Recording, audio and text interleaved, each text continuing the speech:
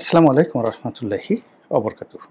সম্মানিত দর্শক, আজকের এই ভিডিওটি দৃশ্যত আওয়ামী লীগের জন্য হলেও যারা বিএনপির এই মুহূর্তে ক্ষমতার কেন্দ্রে আছেন এবং বিএনপির এই সুসময়ে যারা মধু এবং মেওয়ার একেবারে খুব কাছাকাছি নিয়ামক হিসাবে কাজ করছেন, তাদেরকে নিয়ে বিএনপির সাধারণ নেতাকর্মীর মধ্যে কী ধরনের নেতিবাচক যে চিন্তা চেতনা, ধ্যান ধারণা কাজ করে, এটি মোটামুটি এই আওয়ামী লীগের একজন যাকে বলা হয় সাবেক মন্ত্রী এবং আওয়ামী লীগের ভবিষ্যৎ কর্ণধার জনাব সজীব ওয়াজেদ জয়ের বন্ধু হিসেবে পরিচিত মোহাম্মদ এ আরাফাতকে নিয়ে যে কিছু কথা বলবো, সেই কথার প্রেক্ষিতে যারা ক্ষমতা রাজনীতি করেন আর ক্ষমতার বাইরে যখন ক্ষমতা চলে যায়, এই দুয়ের মধ্যে যে রসায়ন তৈরি হয়, সেই রসায়নের প্রতিক্রিয়ায় বা সেই রসায়নের কারণে একটি দলের কি ক্ষতি হয়, কি উপকার হয়, সেটা নিয়ে আলোচনা করব। গত 15 বছর নয়, ধরুন গত 18 বছর ধরে বিএনপি ক্ষমতার বাইরে। বিএনপির শত শত লোক, হাজার হাজার লোক, লক্ষ লক্ষ মানুষ যার যার অবস্থান থেকে যে কষ্ট করেছেন, কিন্তু গত 14 মাসে বিএনপির সুসময় আসার সঙ্গে সঙ্গে হঠাৎ করে কিছু মানুষের অভ্যুদয় হয়েছে, যাদেরকে গত এই 18 বছর ধরে এই বাংলাদেশে দেখা যায়নি। ক্ষমতার কারণে বিএনপির লোকজন তাদেরকে নিয়ে কোনো কথাবার্তা বলছেন না। আবার ক্ষমতা চলে গেলে এই লোকগুলো চলে যাবেন এবং বিএনপির নেতাকর্মীরা যদি তাদেরকে পায়, তাহলে তাদেরকে শুধু পিটুনি না, একদম রীতিমতো হলকম চেপে ধরবেন। এরকম একটা অবস্থা, যে অবস্থাটা আওয়ামী লীগের ক্ষেত্রে ঘটেছে। যেমন ধরুন, সজীব ওয়াজেদ জয়ের বন্ধু হিসেবে পরিচিত মোহাম্মদ এ আরাফাত, ওনার যে প্রথম পরিচয়, তিনি আমাদের দেশের গুণী অভিনেত্রী শমী কায়ছার তার স্বামী, সাবেক স্বামী। শমী কায়ছার, পান্না কায়ছার শমী কায়ছারের মা, তারপর শমী কায়ছার আব্বা শহীদুল্লাহ কায়ছার, তার চাচা জহির রায়হান, জহির রায়হানের স্ত্রী সুচন্দা, তার শালিকা ববিতা। এই যে একটা পারিবারিক লিগেছি সাহিত্য, সংস্কৃতি, সাংবাদিকতা, রাজনীতি এবং চলচ্চিত্রে, সেক্ষেত্রে শমী কায়ছার সম্পর্কে আপনি অসংখ্য নেতিবাচক কথাবার্তা বলতে পারেন, কিন্তু শমী কায়ছারের যে ব্লাড লাইন, সেই লাইনের সঙ্গে যেভাবেই আপনি যুক্ত থাকেন না কেন বা হয়ে পড়েন, আপনি অবশ্যই সেলিব্রিটির পর্যায়ে চলে যাবেন। সেক্ষেত্রে মোহাম্মদ এ আরাফাতের সঙ্গে যখন শমী কায়ছারের বিয়ে হলো, এটা আরাফাতের কয় নম্বর বিয়ে, শমীর কয় নম্বর বিয়ে, ডাজ নট ম্যাটার, তিনি আলোচনায় চলে আসলেন এবং আমরা সবাই তাকে জানলাম যে তিনি শমী কায়ছারের হাজব্যান্ড মোহাম্মদ এ আরাফাত। এতটুকু যথেষ্ট। দ্বিতীয়ত হলো যে পরবর্তীতে আমরা জানতে পারলাম যে তিনি জনাব সজীব ওয়াজেদ জয়ের বন্ধু মানুষ এবং ঘনিষ্ঠ বন্ধু, এবং সেই বন্ধু হওয়ার কারণে কি হলো, আওয়ামী লীগের সেই টপ টু লো, কেবলমাত্র শেখ হাসিনা ছাড়া আর জয় ছাড়া প্রত্যেকটা মানুষ এই লোকটিকে, মানে মোহাম্মদ এ আরাফাতকে তোয়াজ করার জন্য, তদবির করার জন্য, তার তাবেদারি করার জন্য যদি প্রয়োজন হতো, যে ওনার জুতা টানার যদি প্রয়োজন হতো, আওয়ামী লীগের ক্ষমতা লোভী মানুষদের মধ্যে রীতিমতো প্রতিযোগিতা শুরু হয়ে যেত।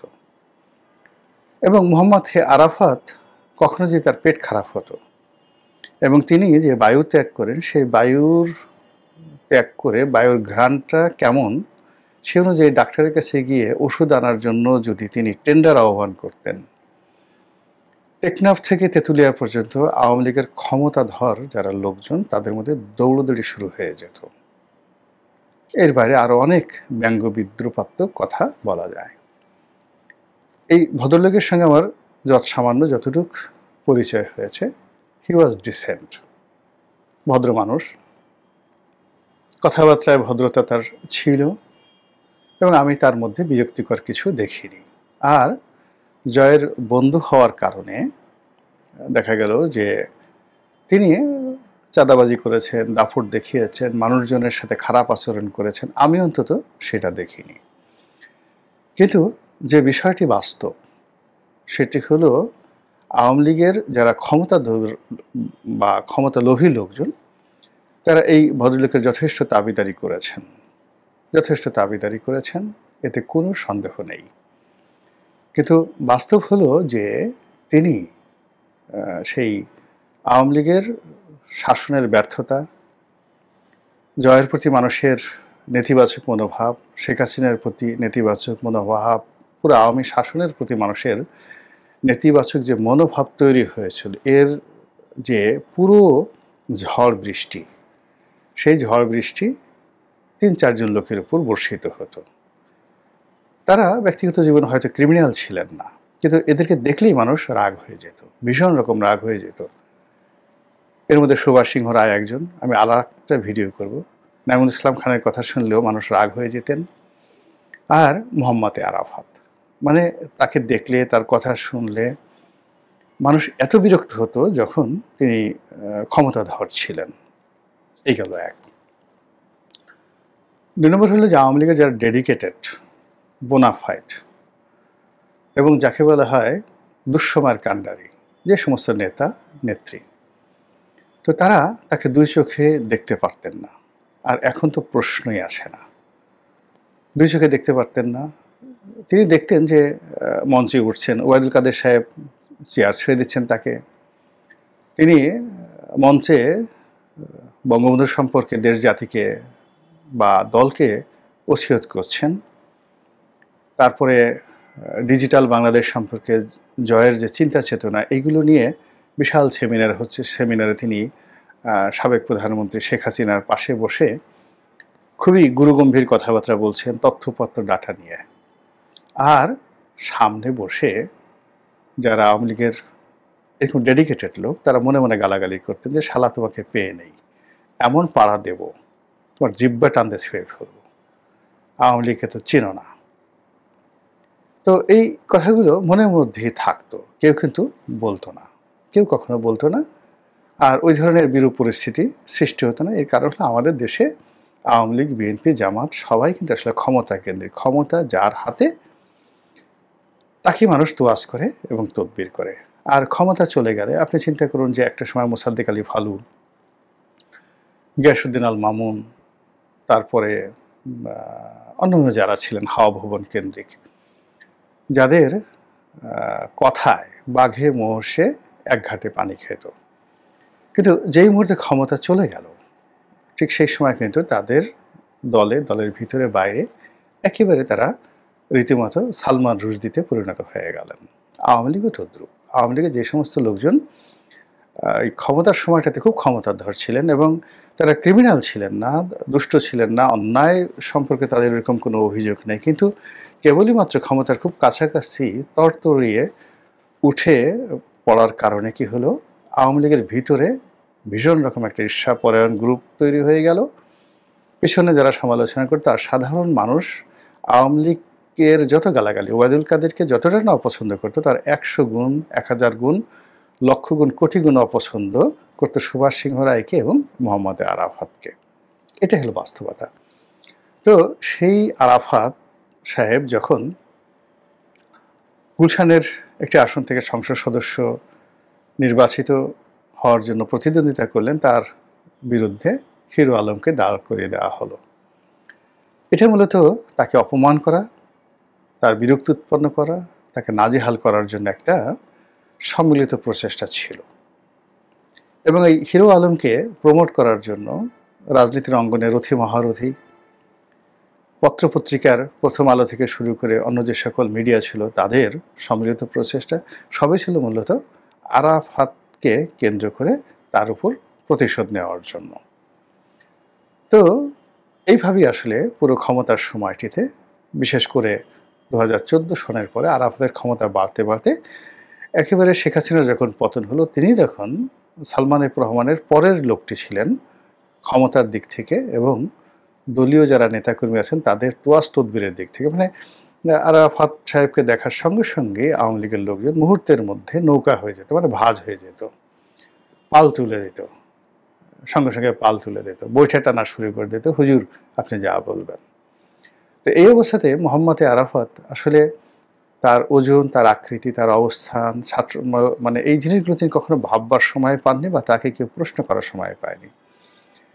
কিন্তু আওয়ামী লীগ বা বিএনপি এই দুটো দলের যে হোমোজেনিয়াসনেস, সেখানে বিএনপির আপনি যত বড় নেতাই হন না কেন, যেমন ধরুন মওদুদ আহমেদ খুব বড় নেতা, কিন্তু আপনি ছাত্র দলের যদি বাই প্রোডাক্ট না হন তাহলে আপনাকে আসলে বিএনপি সহজে মেনে নেয় না। আপনি মুসলিম লীগ করেছেন, ছাত্রলীগ করেছেন, আওয়ামী লীগ করেছেন, মানে এখানে আপনি গিয়ে দেখুন জয়নাল আবেদিন ফারুক কিংবা ফজলুর রহমান সাহেবের মতো মানুষ ছাত্রলীগ করার কারণে, মওদুদ আহমেদ ছাত্রলীগ করার কারণে তারা কখনো বিএনপির একেবারে বিশ্বস্ত লোক হয়ে উঠতে পারেনি।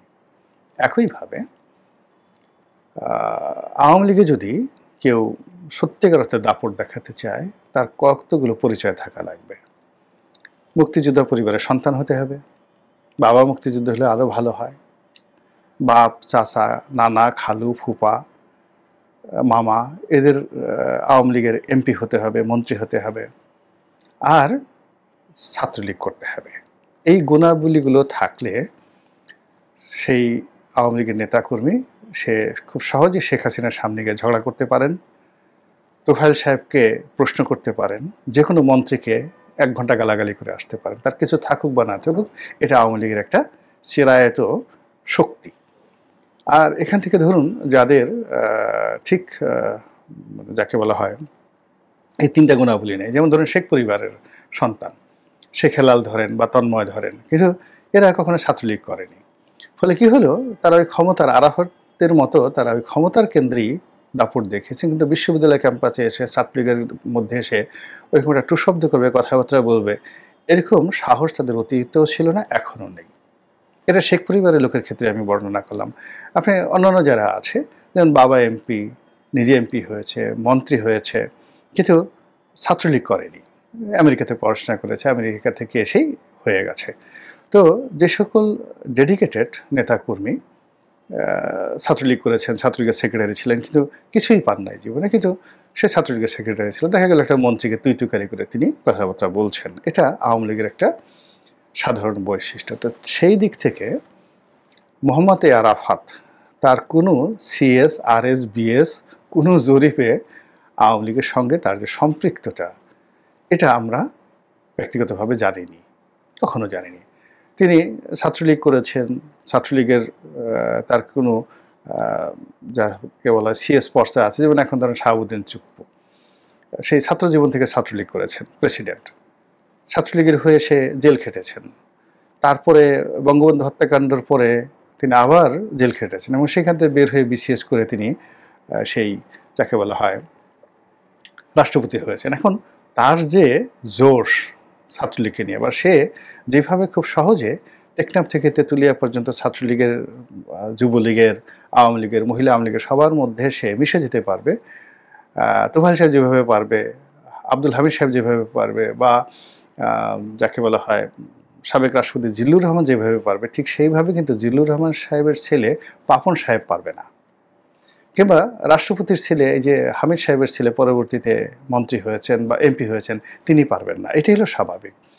তো সেই দিক থেকে মোহাম্মদ আরাফাতের অবস্থাটা দলের নেতাকর্মীদের মধ্যে ওইরকমই ছিল। এখন দল ক্ষমতায় নাই, উনি দেশের বাইরে বা দেশের ভেতরে কোথাও আছেন, পালিয়ে আছেন।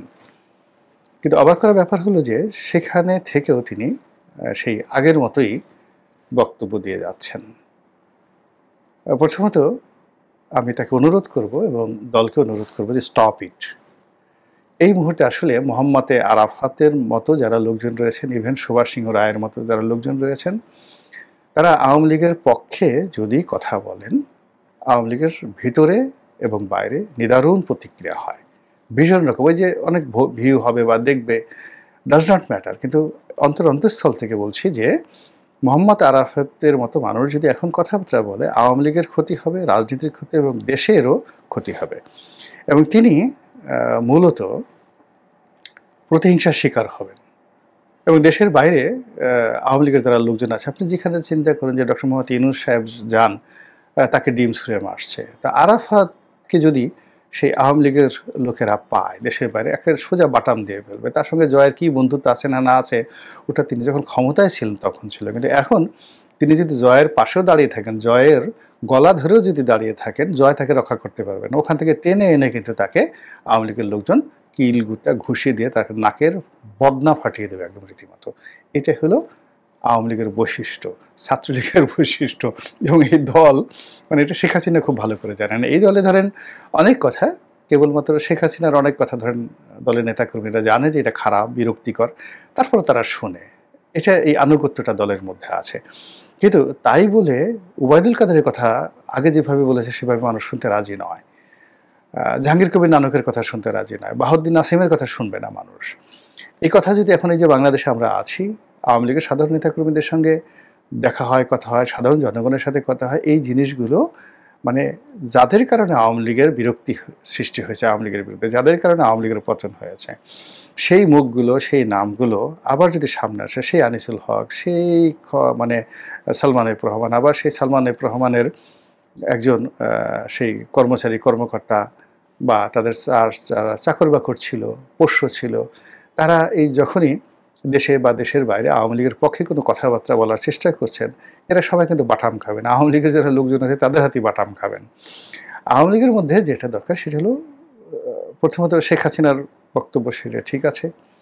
এর বাইরে অন্যান্য যে সমস্ত মানুষ যাদের ইমেজ আছে, ক্লিন ইমেজ আছে, যাদের সম্পর্কে কোনো বদনাম নেই, তারা হয়তো খুব বড় নেতা নন, কিন্তু মানুষ হিসেবে অনেক বড়। যেমন ধরেন নেত্রী শেখ হাসিনা, আওয়ামী লীগের নেত্রী শেখ হাসিনা, তিনি সাবের হোসেন চৌধুরীকে পছন্দ করেন না, এটা আমরা সবাই জানি। কিন্তু বাস্তবতা হলো সাবের চৌধুরী যদি একটা কথা বলেন, ওটার গুরুত্ব অনেক। সেলিনা হায়াত আইবির কথার গুরুত্ব আছে। এমনকি যে শামীম ওসমান, এখন শামীম ওসমান আওয়ামী লীগের মধ্যে কিন্তু ভীষণ রকম জনপ্রিয়। সে ভুং ভাং ইত্যাদি ইত্যাদি কথাবার্তা বলে, এবং আওয়ামী লীগ বিরোধী যারা শক্তি তারাও কিন্তু শামীম ওসমানকে কাউন্ট করে, তাচ্ছিল্য করে না। কিন্তু সেই দিক থেকে মোহাম্মদ আরাফাত কথা বলে প্রতিপক্ষ তাচ্ছিল্য করে, ঠাট্টা মস্করা করে, আর আওয়ামী লীগের লোকদের গোস্বা হয় যে বেটা তোমাদের জন্য আজকের এই অবস্থা। তো এই জন্য আসলে আরাফাত জয়ের যদি বন্ধু হয়, সঙ্গতি করে না আমার ছোট ভাইয়ের মতো, ভাগ্নের মতো, জয় আমাদের ভাগ্নে। তো সেই কারণে সেই অনুরোধ থেকেই বলবো যে বাবা, যতটুক হয়েছে এনাফ, যথেষ্ট হচ্ছে এনাফ। আবার যদি ক্ষমতায় আসে, আবার যদি জয় চায়, তুমি আসবে বা আপনি আসবেন, তখন আপনাকে কেউ কোনো কথা বলবে না। ক্ষমতা কেন আবার আপনার জুতো টানবে, আবার আপনার মানে যাকে বলা হয় পাল তুলবে আপনার কথার উপর। কিন্তু এই মুহূর্তে whatever you are doing, if you really love your party, if you really like that Sheikh Hasina will do better, সেক্ষেত্রে স্টপ ইউর মাউথ, জাস্ট মুখটা বন্ধ রাখেন।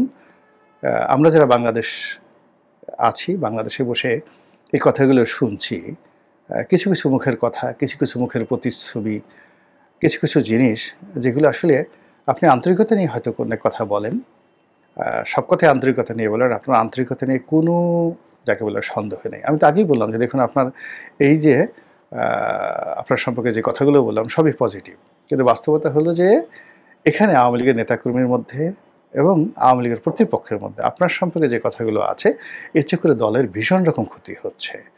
দলে অনেক লোক লাগে, আবার যদি কখনো আওয়ামী লীগ ক্ষমতায় আসে, ভালো পজিশনে আসে, তখন আপনারা আবার আসবেন, তখন আপনাদের তো কেউ নিষেধ করবে না। বাট এই ক্রাইসিস মোমেন্টে, এই ক্রাইসিস মোমেন্টে আপনি যা কিছু করছেন না কেন, এটা ভালো হচ্ছে না। আল্লাহ আমাদের সবাইকে হেদায়েত দান করুন এবং হেফাজত করুন। আসসালামু আলাইকুম ওয়া রাহমাতুল্লাহি ওয়া বারাকাতুহু।